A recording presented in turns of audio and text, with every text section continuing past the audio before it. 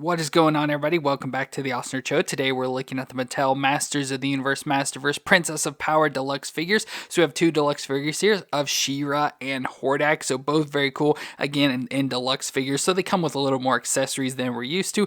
But She-Ra looks awesome. You know, have like our basic She-Ra figure, come with some bonus accessories and a little cape piece that's kind of hidden over here. And then we also have the evil Hordak. So nice character for She-Ra to fight against. Comes with a lot of weapon accessory, arm accessories, and then even has some additional weapons off to the side here, so makes them both deluxe figures celebrating the 40th anniversary of Masters of the Universe. So both of these figures look really cool in the Masterverse. It's been quite a while since we looked at Masterverse figures, so I'm excited to look at these. So let me get them open out of the box and we'll take a look at them together. So let's start off with She-Ra, whose real name is Adora, and she's the twin sister of He-Man, and she leads the Great Rebellion group to free Etheria from Hordak's rule, and she was kidnapped at birth by Hordak and served him until He-Man freed her and the family reunited. And she's pretty much similar to He-Man, so she's just like a typical girl, gets the sword of protection and becomes She-Ra. So overall she looks pretty cool here, so you know, just like a female version of He-Man, but very similar to like Teela overall in design, especially body wise and stuff. But there we have her face.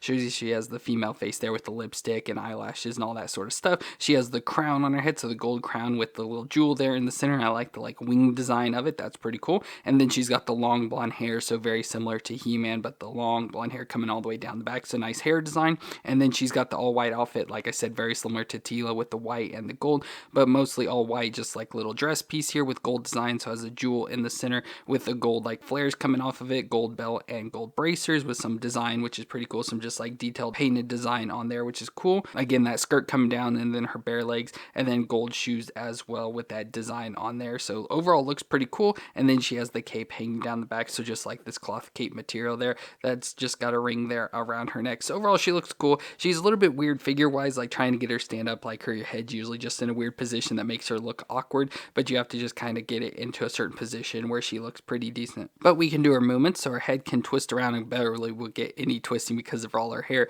So just a little back and forth, and she look down and up just about straight on. So a little bit of rocking again, all because of her hair. Shoulders come up to 90 and rotate around. We get a bicep twist, the double elbow joint that bends up that far, so not bad at all. Wrist can twist around and flex back and forth. A little bit stiff on these figures, but can flex back and forth. Then we have the ab crunch in the middle, so crunch back and forth and twist a little side to side. Then we get the hips that can come up about that far, pretty much to 90, dresses a little bit in the way, and then out to the side. We have a thigh twist that twists all the way around. The double knee joint that can bend up, again a little bit stiff, but can bend up that far, so not far from kicking her butt. A shin twist down in the boot, so there's a cutout right in there, so you can twist it all the way around at the top there, and then the foot flexes back and forth and can twist side to side. So pretty much has the same Masterverse movements, especially for the female, so it's not the best. There could be better movements, but she's not horrible at all. But with this being a deluxe, she comes with a number of accessories. So first, just simple stuff. We've got some hands, so we get a grip hand and a fist hand to go along with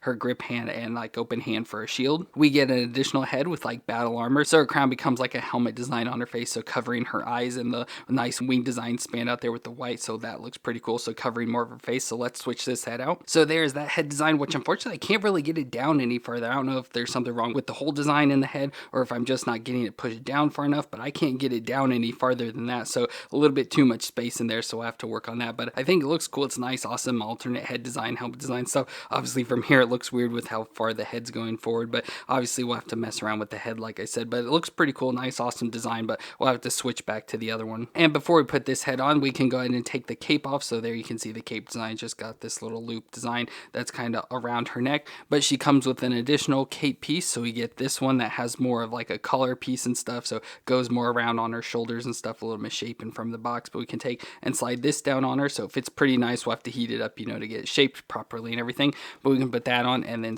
put this head back on. So there is that, and obviously it would look much better with that armored up helmet there, I think, with the big shoulder pieces and stuff, but they have much longer cape and stuff now. That looks pretty cool, so we'll just leave that on for now. And then we have some weapons. So first we have the sword of protection, so her sword, much like He-Man's sword of power, so sword of protection, which is cool. It's got this nice like see-through jewel in the center, so obviously just clear plastic with some blue tint to it, but it looks very much like He-Man's sword, just in the all silver there with some nice nice details on the blade, like just the coloring and stuff where it's kind of like sparkly and everything. So let's put this in our hand. So there is She-Ra with the sword of protection, and then the sword does also have powers of shape shifting, and so it can transform into a shield. So we have the shield form here, so a nice shield design. It's like a wing shield design, again that jewel in the center, and I like how it's a gray but it's got like a blue tint to it, or like a blue wash, especially there in the crevices. And then underneath you can see some of the blue design there around the armband, so that overall looks really cool. So let's go and put this on our other arm. So there we have She-Ra with her shield and sword, and that looks pretty cool. So such an awesome figure design for She-Ra here, you know, not too much different from He-Man, just obviously a female form, but I think she looks pretty cool, especially with all the accessories she comes with, so that is awesome. And speaking of, we can bring He-Man, so there we have our twins of She-Ra and He-Man there, so both of those look really cool and nice, awesome designs. And so She-Ra is obviously a nice figure now to add to the collection.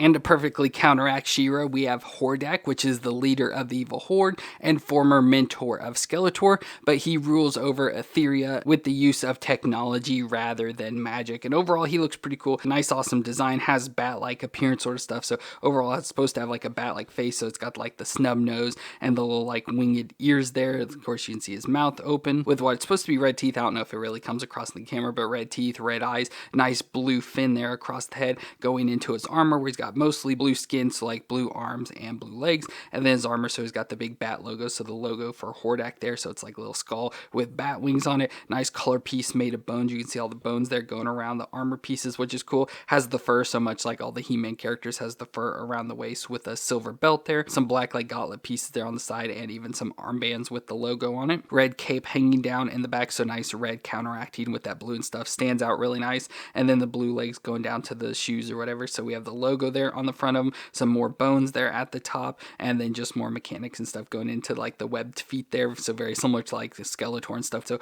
overall looks pretty cool. It's a nice, awesome design, stands out, much like cooler looking design and stuff compared to other characters, but overall this is a pretty awesome looking guy. But we can do his movement, so we have some issues with the head, not the head specifically, but around it. So the head can twist side to side, and it just kind of popped off there, but it can look up and down a little as well, so you don't get a whole lot of movements because the head, like I said, just kind of turns aside a little and it just pops off.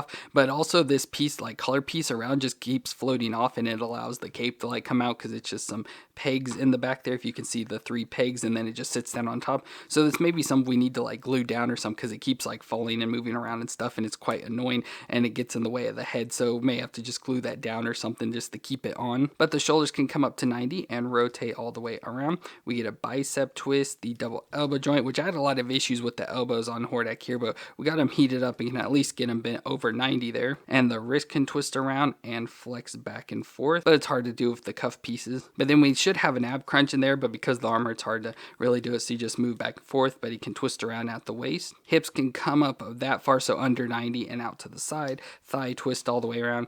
Double knee joint that bends up that far, pretty much can kick his butt. A shin twist at the top of the boot, and then the foot flexes back and forth and twists side to side. So overall pretty similar movements to She-Ra, just maybe a little bit better with some parts, but like I said, I had a lot of issues with the joints, so I had to heat up all the arms and stuff to even move, and so now they're really stiff, so I have some issues with that. But overall he just looks really cool, so that alone makes me like this figure. But he comes with a number of accessories as well, so he has the ability to transform his body into various weapons. So with that we get an arm that can transform into like a gun design here. So we have this, so it's an arm with like mechanics and stuff going down it, and then nice like what could be gun design or whatever there. So let's switch this arm out, so you just pop this arm out and can pop this one in there. And then there's some accessories that go with it, so like a gun or flamethrower or whatever, we get this large like flame effect that you can stick into the end of it, so you just pop that in there, so now he has like this giant flame shooting out of the hand, which is cool. Or you can switch it out for this claw piece, so it gives him like a claw hand, so that's kind of cool. That's probably what I would keep on it normally, just if you want to have this hand to show his powers,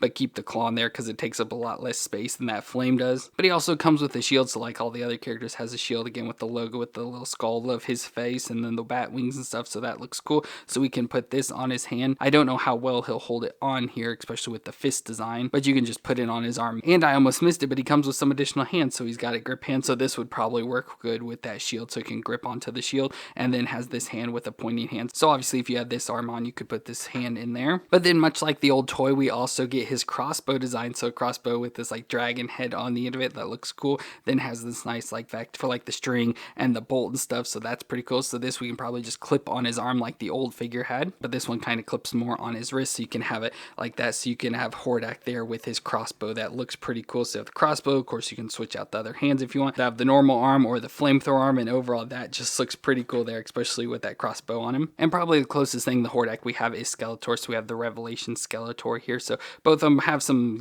similar designs. Obviously they're not exactly the same, but with Hordak being Skeletor's former mentor and stuff, kind of nice to have them here together. But overall, Hordak does look really cool here. But now with those, we can have She-Ra facing off against Hordak in their battle, and those two look really cool together. Nice, awesome companions of She-Ra and Hordak. So it was awesome they put them both as deluxe figures, so you get more accessories and everything with them, and of course fit perfectly together since one's the hero and one's the villain of She-Ra, Princess of Power. So two great figures here. Obviously they're about the same as all the others, so pretty similar body designs and joints and everything. So not the best, but pretty good for what they are. And so overall, these are two pretty good figures. I can't really complain too much about either one. But let me know what you thought of them down in the comments, and if you enjoyed my review, let me know with a thumbs up. But I want to thank you all for watching. I hope you all stay awesome out there, and I'll see you in our next review.